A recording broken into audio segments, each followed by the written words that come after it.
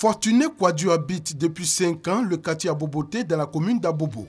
Ce responsable commercial accorde un intérêt particulier au bon voisinage. Je pars plusieurs fois en mission et ma maison est ouverte. Il n'y a pratiquement personne. Si je ne suis pas en bon voisinage avec ceux qui sont autour de moi, c'est compliqué. Parce que si j'ai ma fille qui est malade, si à la maison j'ai quelqu'un qui est malade, c'est le voisin d'abord qui est le premier témoin. Et c'est eux qui vont m'appeler avant que je rentre en contact avec ma propre famille. Donc le voisin est ton premier Dieu d'abord. Le premier Dieu de Fortuné Kouadio à Aboboté, c'est donc Sidiki Traoré. C'est à lui qu'il confie sa famille chaque fois qu'il part en mission.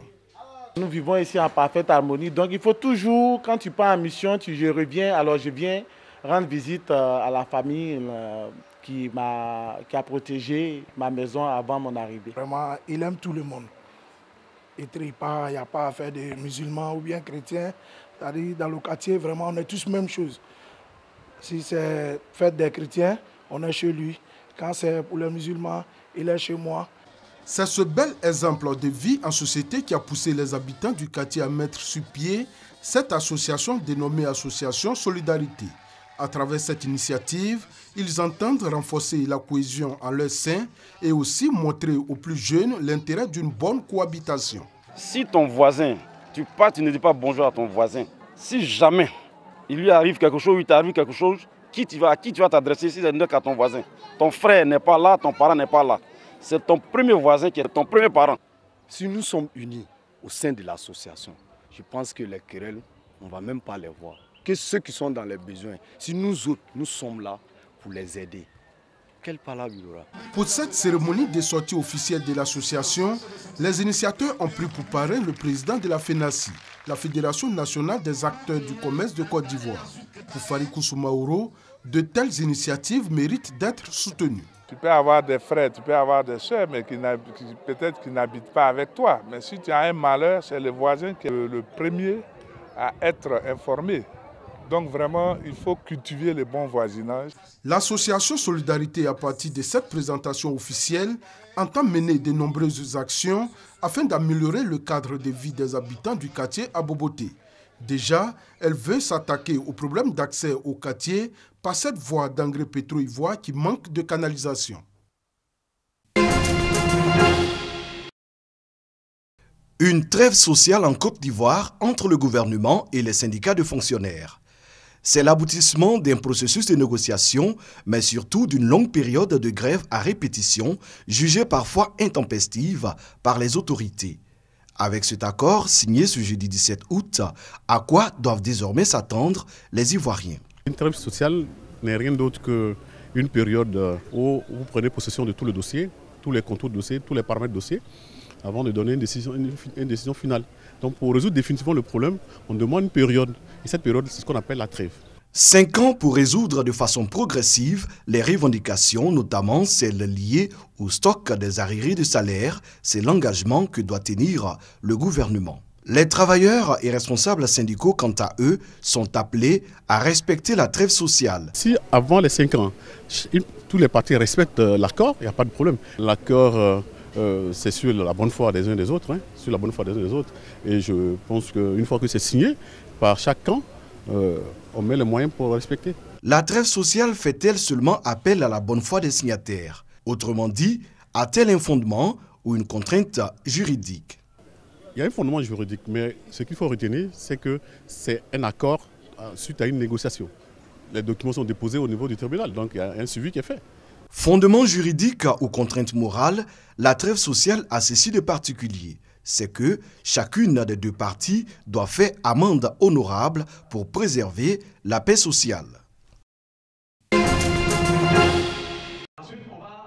Les membres du corps préfectoral renforcent leur capacité dans la lutte contre le VIH. Bientôt, ils recevront dans leur localité des agents enquêteurs du domaine du VIH. C'est pour faciliter ce travail à ces agents enquêteurs que les premiers responsables de l'administration territoriale sont formés. Cette enquête a pour but de faire l'état des lieux du VIH en Côte d'Ivoire, avec comme cible principale les ménages. C'est une enquête qui est différente des enquêtes que nous avons eu à mener jusque-là, en l'occurrence l'enquête de démographie et de santé, qui date déjà de 2011. Et la particularité de cette enquête, c'est qu'elle va nous donner des informations que nous n'avons pas encore eues jusque-là. Les préfets sont conscients du défi à relever pour le succès du projet. Au nom de ses pairs, Yao Benoît, préfet du Bafing, a dit l'engagement des préfets à accompagner cette action de lutte contre le VIH. Pour que la population soit réceptive à ce projet, nous ne ferons que les appeler, nous ne ferons que tenir des rencontres et les sensibiliser pour leur faire part de l'intérêt que nous avons, que toute la population a à connaître sa sérologie pour prendre des précautions. Cette enquête nationale sur l'évaluation de l'impact du VIH est aussi soutenue par le Centre pour le contrôle et la prévention des maladies, une ONG américaine. Comme l'année dernière, le village de Blocos à Cocody va vivre des vacances au rythme du football. Pour cette occasion, la presse sportive a été conviée au lancement de la 2e édition d'un tournoi de football dénommé Tournoi Laurent Pocou en hommage à l'homme d'Asmara. Présenté par Dominique Diagou, ex-défenseur du Stade d'Abidjan et son épouse, le trophée sera la convoitise de 4 équipes issues du village de Blocos. Torino FC, Arrêt FC, Katangé FC et Riki FC, le vainqueur de l'édition 2016. Laurent Pocou, que vous connaissez tous, un joueur pétri de talent. C'est pour lui rendre hommage que j'ai décidé de dédier cette 2e édition à son nom. La coupe sera dotée d'une prime de 300 000 francs pour le vainqueur et 150 000 francs pour l'équipe. Et il y aura aussi une coupe pour le meilleur buteur. Synonyme de match d'ouverture, la première demi-finale, prévue le 20 août, opposera Torino FC à Arrêt FC.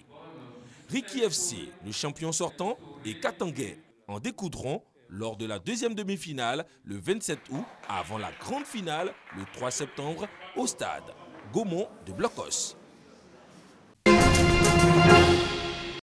Le 18 août 1966 débute la révolution culturelle prolétarienne. Planifiée par Mao Tse-tung, 73 ans, fondateur du régime communiste et de la Chine dite populaire, elle vise à restaurer son autorité sur le Parti communiste chinois PCC. Après l'échec dramatique du grand bond en avant, Mao, qui est toujours le président du parti, mobilise la jeunesse lycéenne de Pékin et Shanghai contre le président de la République Li Shaoqi et Deng Xiaoping. Ceux-ci représentent l'aide droite pragmatique au bureau du PCC. Ils sont accusés de révisionnisme et se voient reprocher de sacrifier l'idéologie aux impératifs du redressement économique. Deng Xiaoping est soumis à une rééducation forcée et Li Shaoqi meurt en prison.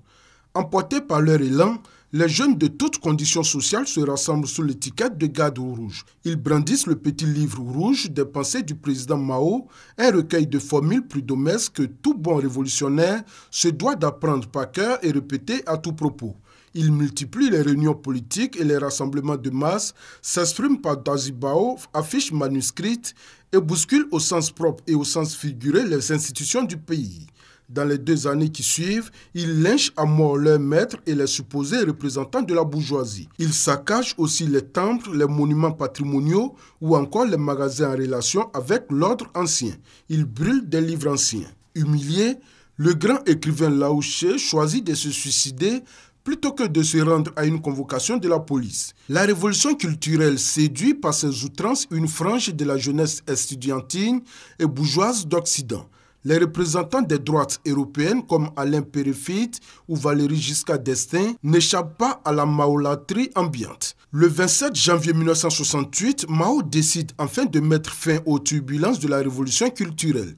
Sur son ordre, le chef de l'armée, Lin Biao, expédie 17 millions de jeunes gardes rouges dans les campagnes et les confie aux mauvais soins des paysans.